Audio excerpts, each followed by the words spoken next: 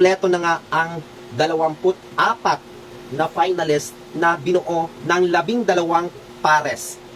At ngayon, no? Ngayon, magsisimula ng maglalaban ang 3 pares na mula sa the winner take all at 3 pares naman mula sa wild card. Ano ang mechanics ng ating laro?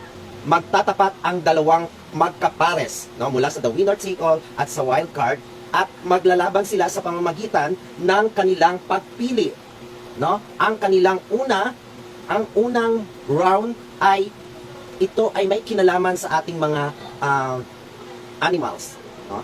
Hayop. Meron diyan 16 na nasa isip ni Madam, 16 na nasa isip ni Madam na mga klase ng hayop ng yung klase ng hayop na kung saan ay pipili, kung saan ay magbabanggit ang bawat players ng kanilang mga nasa isip din. At ngayon, titingnan natin kung yung nabanggit na 4 meron nga rin ba dyan sa 16 na yan. At yan ang magiging kabuang total ng kanilang score. At isa dyan ay nasa top, no? May isang yung number 1 yung nasa top ang score at 16. So, posible ding meron kayong mababanggit na klase ng hayop na wala dyan sa 16. Kaya maaaring marinig nyo ang tunog na ito. Di ba? Pagka, halimbawa, nagbanggit kayo wala, at kapag binanggit nyo rin, no, ang isang klase na nabanggit na ng kabila ay 2. Ibig sabihin, wag mo na siyang pilitin dahil nabanggit na ng kalaban yon. At saka, bubuuhin ang inyong total.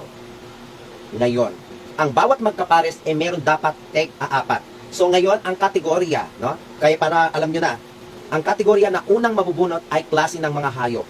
Ang ikalawa ay klase ng mga prutas. At ang ikatlo naman ay mga bulaklak. So 16 lang ang nasa isip ni Madam. Posibleng meron kayong mababanggit na wala dyan. Automatic 0 ang inyong magiging score. At eto na, kung sakaling nanalo ang kabilang, ang pares na mananalo na may pinakamataas na score ay automatic na makakapasok sila sa next round.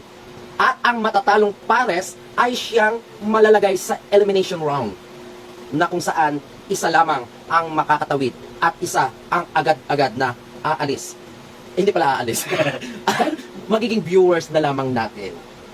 So ano ang elimination round? Pipili lamang sila ng kanilang kulay na kanilang mapupusuan.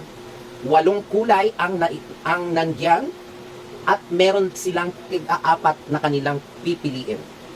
Ang kabuang total ng kulay na yan ay merong 4,000. Kaya pwedeng mag-tie sila, no? Pwedeng magkaroon ng tiebreaker. Kung talagang ang pagkakahati ay talagang hating-hati. Paano kung magkakaroon ng tiebreaker? Saka tayo papasok sa tinatawag na bring me.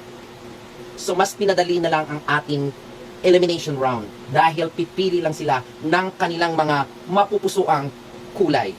At eto na nga, handa na ba ang lahat?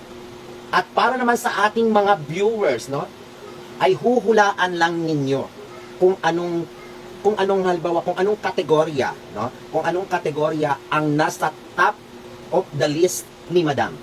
Halimbawa, klase ng hayop, i-comment nyo yon kung ano at sino ang mauuna ay siyang winner sa ating pahula portion.